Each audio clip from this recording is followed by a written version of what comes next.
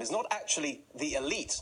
You can be part of the elite and still be on the side of the people. But elitism is an ideology that prioritizes the interests of those at the top, and it's been the dominant ideology in American politics for the last few decades. A big part of elitism is globalism, the idea that we should put some vague notion of the global interest ahead of the national interest. Now, there's a story this week that is a perfect encapsulation of elitist globalist thinking, and I want to start with it tonight. It was reported that tech giant Google is working with the Chinese government to develop a search engine that implements the regime's censorship of information it doesn't like.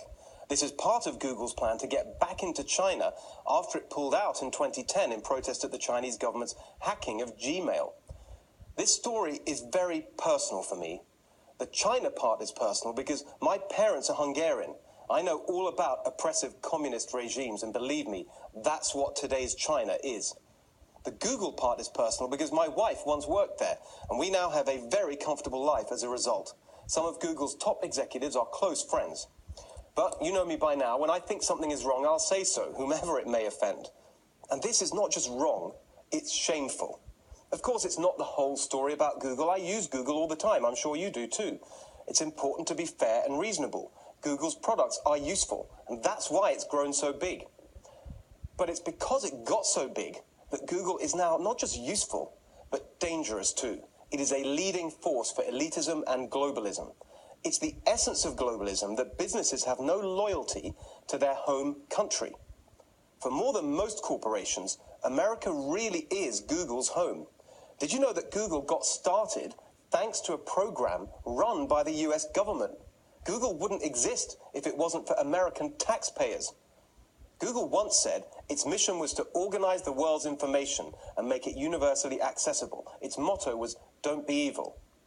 But now they floated off in a giant balloon of arrogance, untethered to any notions of loyalty or ethics. Google is helping America's #1 enemy, the evil communist dictatorship in China, to oppress its own people through censorship. Literally the exact opposite of what Google once stood for. Remember, too, that Google has built an artificial intelligence center in Beijing, even though the Chinese regime is openly saying it will use artificial intelligence to achieve military and economic dominance over America. On top of that, Google recently pulled out of helping our own Defense Department with artificial intelligence. So Google, born of a US government program, won't work with our government to defend democracy, but is falling over itself to work with the world's worst despots to crush democracy. I know the word treason is thrown around too much these days, but that seems like a pretty good definition of it to me. This is Google's CEO, Sundar Pichai, someone I know personally. And now I'm talking to you, Sundar, directly. If you go through with this, it will show the world that you no longer believe in your own mission of making information available. You just want to make more money available to you.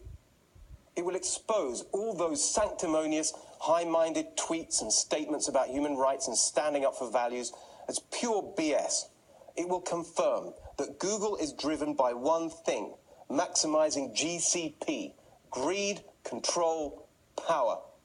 Of course, you wouldn't come on this show to defend yourself, and I know why. Partly, you just refuse to be accountable.